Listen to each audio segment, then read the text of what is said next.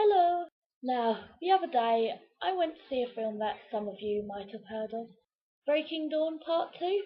So before I start this review slash reaction video thing, I just want you to know that there will be spoilers. I am going to talk about that scene. If you've seen the film, you know what I'm talking about. But for those of you who haven't seen the film, I'll let you know when I'm going to talk about that, so you can turn off this video, go and see the film, and then come back and if you want and watch the rest of it. So overall, I thought this film was amazing. It was everything I could have asked for and more.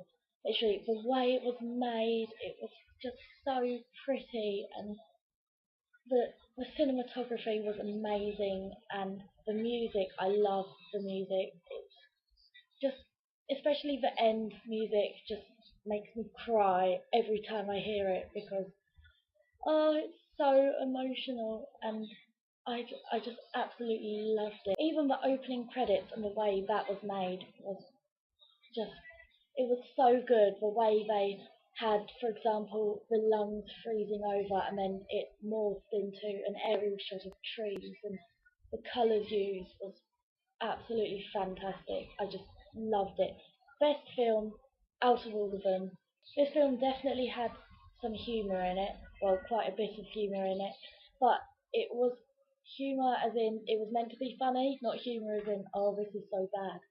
So some of the scenes that really stood out for me was when Jacob turned into a wolf in front of Charlie, and that scene was absolutely hilarious. Where he just starts taking off his clothes in the woods, and Charlie's like, what are you doing?" That bit was so funny. And when Bella is yelling at Jacob for imprinting on Renesmee, that scene was absolute genius. And she's just like hitting him, and Edward's just standing there laughing, like, he's fine, don't worry. When she's like about to kill him, it's not literally, but it's just funny to watch. I love the end of the film, like the very end, the very last scene, where they had Edward and Bella in the field, and you know when she pushes her like shield thing over Edward so he can hear her thoughts, and it played clips from the previous Twilight film to, I think it was A Thousand Years by Christina Perri, but the part two version, which is a version I love so much, and oh my god, I cried. It was so beautifully done. I was a bit concerned about how they were going to show Bella like pushing out her shield to cover everyone. The way it was described in the book, it was good in the book, but then I wasn't sure how they were going to show it on film because it's all in the mind. But then the way they did it, I was so happy with, because they kind of blurred the surroundings and like the fields around there, so you can see it, but it still acts like it's an invisible thing. Also, something that I found really good with the film was the distinction between human Bella and vampire Bella. It was so clear the difference that being a vampire made. Well done, Kristen Stewart, I have to say that. It was such a difference, but you kind of believe that that's what being a vampire did. It really like heightens your senses. So she was faster and could see better. And they even show that at the beginning of the film. They zoomed in on certain things, so they'd zoom in on like a page, and you'd see all like the fibres of the page and stuff. So you kind of see what she's seeing, which was really good because you kind of get a sense of what she's going through, like in her head. Especially seeing as the books are first person, it's just easier to see what she's going through. And I have to go back to the end. Now at the end when it came up with the last page of the book, and then it just highlights the word forever, and then it goes to black apart from the word forever at the end. Oh, it was so sweet. Now I can't wait, so I'm going to start talking about that scene now. Just a warning, if you haven't seen the film, even if you've read the book, don't watch this bit of the video. Honestly, you do not want this bit spoiled for you, because I know I wouldn't have. I'd been so annoyed if someone spoiled it for me. So, but I am going to talk about it. So, if you haven't seen the film, go away. If you have seen the film, Please stay and continue watching. So, you know the scene I'm talking about? The big battle scene between the Volturi and the vampires and the werewolves as well. So, I knew it was changing, but I didn't know how. All I'd heard was that, oh, they changed the ending, and that was it. So I had no idea what was coming. And I wasn't prepared for what happened exactly. So, when Carlisle is running at the Volturi, because they've got Alice, an arrow flings him up in the air. He lands in the distance on the ground. Then the camera pans down, and it's Carlisle's head he's holding.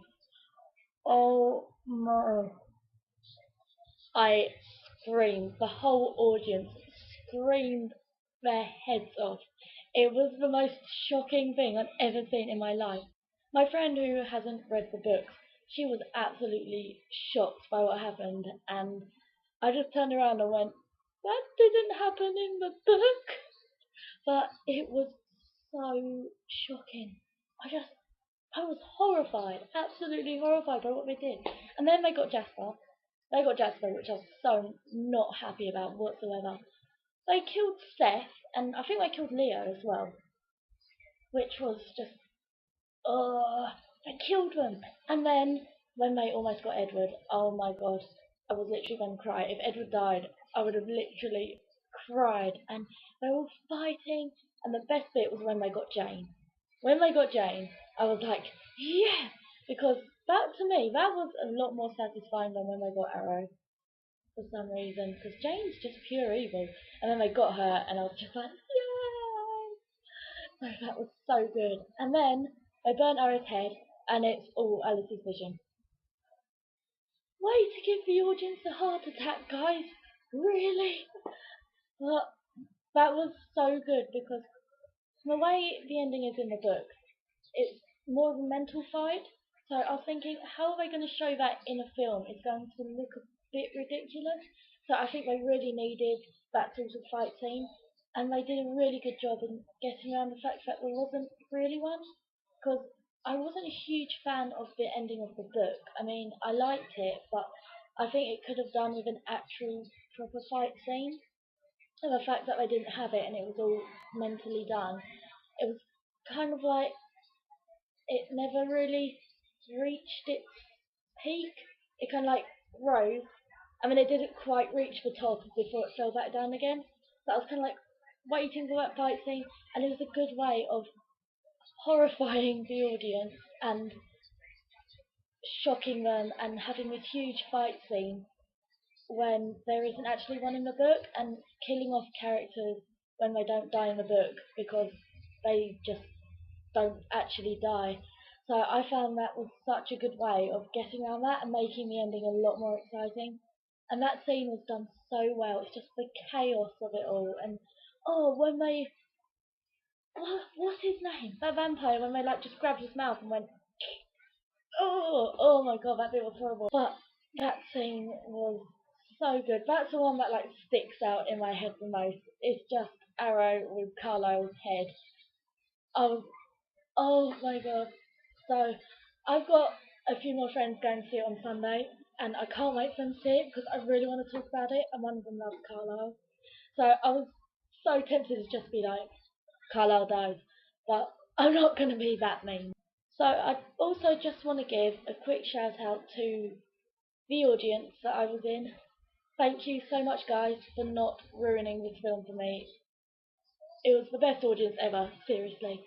Everyone laughed when they were meant to laugh, they cried when they were meant to cry, they screamed when they were meant to scream. You should have heard the sigh of relief throughout the audience when they found out it was just a vision.